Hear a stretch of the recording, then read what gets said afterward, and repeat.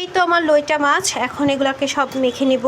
তো এই তো পেঁয়াজ, আদা, রসুন, জিরা সব একসাথে দিয়ে দিলাম, কাঁচামরিচ ব্লেন্ড করে দিয়ে দিলাম, হলুদ, মরিচ, লবণ, ধনিয়া সব দিয়ে দিলাম। আজকে মেখে টেখে রান্না করব। কাঁচামরিচ তো ব্লেন্ড করে দেওয়া হয়েছে, তো এখানে আর কিছু দেওয়ার নাই। ধনিয়া পাতা কুচি আছে, এটা পরে দেব। এটা মাছটা বলক আসবে পরে দেব। তো এখন বেগুনগুলো ছেড়ে দিব।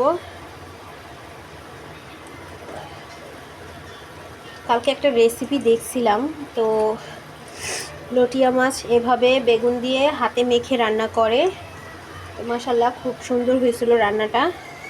তো এর জন্য আজকে আমিও ট্রাই করছি। ডেলি ডেলি কিন্তু একরকম রান্না খেতে ভালো লাগে না, কারণ আর এই তো কত থালাবাটি জমছে, এগুলো এখন সব ধোবো। তো বাচ্চারা সবাই সকালে